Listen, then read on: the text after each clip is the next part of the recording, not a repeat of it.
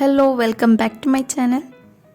അപ്പോൾ ഇന്നത്തെ നമ്മുടെ വീഡിയോ ഗ്രീൻ പീസ് കൃഷിയെ കുറിച്ചാണ്. നമ്മളിതിനെ പച്ചപ്പട്ടാണി എന്ന് പറയും.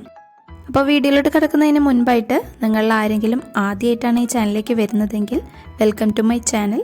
പിന്നെ നിങ്ങൾക്ക് വീഡിയോ കണ്ട് ഇഷ്ടപ്പെടുകയാണെങ്കിൽ, നിങ്ങൾക്ക് കൃഷി ഗാർഡനിങ് ഇതുപോലുള്ള വീഡിയോസ് ഇഷ്ടമുള്ളവരാണെങ്കിൽ നിങ്ങൾക്ക് വീഡിയോസ് ലൈക്ക് ചെയ്യാം, സബ്സ്ക്രൈബ് ചെയ്യാം. അപ്പം ഇനി സമയം കളയുന്നില്ല, നമുക്ക് വീഡിയോയിലോട്ട് കിടക്കാം. ഗ്രീൻ പീസ് ഒരു ശീതകാല പച്ചക്കറി വിളയാണ്. ഒക്ടോബർ നവംബർ മാസങ്ങളിലൊക്കെ ആയിട്ട് നമുക്കിത് കൃഷി ചെയ്യാം. ഒരുപാട് പോഷകങ്ങൾ ഇതിലടങ്ങിയിട്ടുണ്ട്.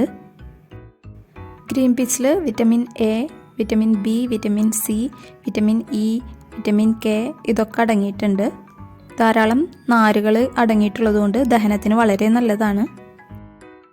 ഇതിന് പുറമെ സിങ്ക്, പൊട്ടാസ്യം, മഗ്നീഷ്യം ഇതിലടങ്ങിയിട്ടുണ്ട്. ഇതിലടങ്ങിയിട്ടുള്ള ആൻറ്റി ഓക്സിഡൻസ് പ്രതിരോധശേഷി കൂട്ടാനായിട്ട് സഹായിക്കുന്നുണ്ട്. അതുപോലെ ആൻറ്റി ഇൻഫ്ലമേറ്ററി പ്രോപ്പർട്ടീസും ഇതിനുണ്ട്. ഹൃദ്രോഗം, പ്രമേഹം, സന്ധിവാതം ഇതൊക്കെയുള്ളവർക്ക് ഗ്രീൻ പീസ് ഭക്ഷണത്തിൽ ഉൾപ്പെടുത്തുന്നത് വളരെ നല്ലതാണ്. അതുപോലെ ഓർമ്മശക്തി വർദ്ധിപ്പിക്കാനായിട്ട് ഇത് നല്ലതാണ്. കാഴ്ചശക്തി വർദ്ധിപ്പിക്കാൻ ഇത് സഹായിക്കുന്നുണ്ട്.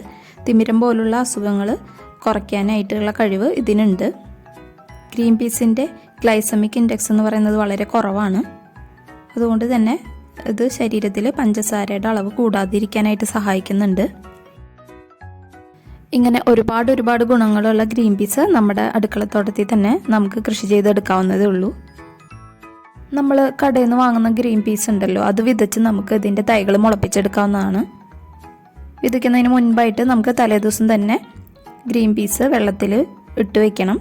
ഇതിലേക്ക് ഒരു നുള്ള സ്യൂഡോമോണസ് കൂടി ചേർത്താൽ വളരെ നല്ലതാണ്. അല്ലെങ്കിൽ ഏതെങ്കിലും ഒരു നനഞ്ഞ ടിഷ്യൂ കോട്ടൺ തുണിയിലോ ചുറ്റി വെച്ചാലും ഈ ഗ്രീൻ പീസ് ഒരു 3-4 ദിവസത്തിനുള്ളിൽ തന്നെ മുള പൊട്ടി വരുന്നതായിരിക്കും. ഇങ്ങനെ മുളച്ചു വരുന്ന ഗ്രീൻ പീസിൻ്റെ തൈകൾ നല്ല വെയിൽ കിട്ടുന്ന ഒരു സ്ഥലത്തേക്ക് മാറ്റി നടണം. ഇനിയിപ്പോൾ നേരത്തെ പറഞ്ഞ പോലെ ഒരു ദിവസം ഫുള്ള് വെള്ളത്തിലിട്ട് കുതിർത്ത് വെച്ച ഗ്രീൻ പീസാണ് നമ്മൾ വിതയ്ക്കുന്നതെങ്കിൽ ഒരു 5-6 ദിവസം കൊണ്ട് തന്നെ ഇത് നന്നായി മുളച്ചു വരും. അത്യാവശ്യം വെയിൽ കിട്ടുന്ന ഒരു സ്ഥലം നോക്കി വേണം ഇത് കൃഷി ചെയ്യാനായിട്ട്. നമുക്കിത് കണ്ടെയ്നറിലോ ചെടിച്ചട്ടിയിലോ ഗ്രോ ബാഗിലോ നിലത്ത് മണ്ണിലോ ഒക്കെ നടാവുന്നതാണ്. എവിടെ നട്ടാലും നന്നായിട്ട് വളരും. നടാനുള്ള മണ്ണിലേക്ക് ഉണങ്ങിയ ചാണകപ്പൊടി അല്ലെങ്കിൽ ആട്ടും കാഷ്ടം, കമ്പോസ്റ്റ്, എല്ലുപൊടി ഇതുപോലുള്ള വളങ്ങളൊക്കെ ചേർത്ത് കൊടുക്കാം. വെള്ളം നല്ലപോലെ വാർന്നു പോകുന്ന ടൈപ്പ് മണ്ണിലാണ് ഗ്രീൻ പീസ് കൃഷി ചെയ്യേണ്ടത്. അതുപോലെ ഗ്രീൻ പീസിന് ഒരുപാട് വെള്ളം ഒഴിച്ചു കൊടുക്കേണ്ട ആവശ്യമില്ല. ആവശ്യത്തിന് മാത്രം വെള്ളം മതി. വെള്ളം ഒരിക്കലും കെട്ടിക്കെടുക്കരുത്. വെള്ളം കെട്ടിക്കെടുക്കുന്നത് വേര് ചെയ്യൽ പോലുള്ള പ്രശ്നങ്ങൾ ഉണ്ടാവാനായിട്ട് കാരണമാവും. ഏകദേശം ഒരു മാസമൊക്കെ കഴിയുമ്പോൾ ഇതിൽ പൂക്കൾ ഉണ്ടാവാനായിട്ട് തുടങ്ങും. പൂക്കൾ ഉണ്ടാവുന്നതിന് മുമ്പായിട്ട് ഫിഷ് അമിനോ ആസിഡൊക്കെ സ്പ്രേ ചെയ്ത് കൊടുക്കുകയാണെങ്കിൽ ധാരാളം പൂക്കൾ ഉണ്ടാവും. അതുപോലെ പുളിപ്പിച്ച കഞ്ഞിവെള്ളം സ്പ്രേ ചെയ്ത് കൊടുക്കുന്നത് നല്ലതാണ്.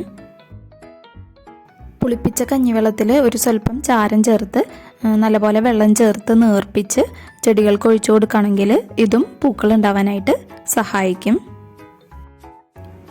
അതുപോലെ കടലപ്പിണ്ണാക്കും വേപ്പൻ പിണ്ണാക്കും ഒക്കെ നമുക്ക് വളമായിട്ടിട്ട് കൊടുക്കാം.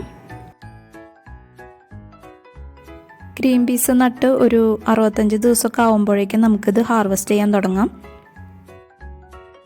ഗ്രീൻ പീസ് അധികം മൂത്തു പോകുന്നതിന് മുമ്പ് തന്നെ നമ്മൾ ഹാർവെസ്റ്റ് ചെയ്യണം. പിന്നെ ഇതിൽ കീടങ്ങളെ അകറ്റി നിർത്താനായിട്ട് ഇടയ്ക്കൊക്കെ വേപ്പെണ്ണ സ്പ്രേ ചെയ്ത് കൊടുക്കാം. അതുപോലെ കഞ്ഞിവെള്ളത്തിൽ കുറച്ച് ചാരം ചേർത്ത് ഇടയ്ക്കൊക്കെ ഇലകളിലൊക്കെ തളിച്ച് കൊടുക്കുകയാണെങ്കിൽ അതും കീടങ്ങളെ അകറ്റി നിർത്താനായിട്ട് സഹായിക്കും. പിന്നെ ഇടയ്ക്കൊക്കെ സ്യൂഡോമോണസ് കുറച്ച് വെള്ളത്തിൽ ലയിപ്പിച്ച് ഒഴിച്ചു കൊടുക്കുന്നത് വാട്ടർ രോഗമൊന്നുമില്ലാതെ ചെടികൾ നല്ലപോലെ വളരാനായിട്ട് സഹായിക്കും. അപ്പോൾ ഇത്രയൊക്കെ ഉള്ളൂ. നല്ല ഈസിയാണ് ഗ്രീൻ പീസ് കൃഷി ചെയ്യാനായിട്ട്. അപ്പോൾ എല്ലാവരും ഒന്ന് ചെയ്ത് നോക്കാം. അപ്പോൾ ഈ ടിപ്സുകളൊക്കെ നിങ്ങൾക്ക് ഉപകാരപ്പെടുന്നു വിചാരിക്കുന്നു. അപ്പോൾ നിങ്ങൾക്ക് ഇന്നത്തെ ഈ വീഡിയോ ഇഷ്ടപ്പെട്ടെങ്കിൽ എന്താ ചെയ്യേണ്ടതെന്ന് അറിയാലോ.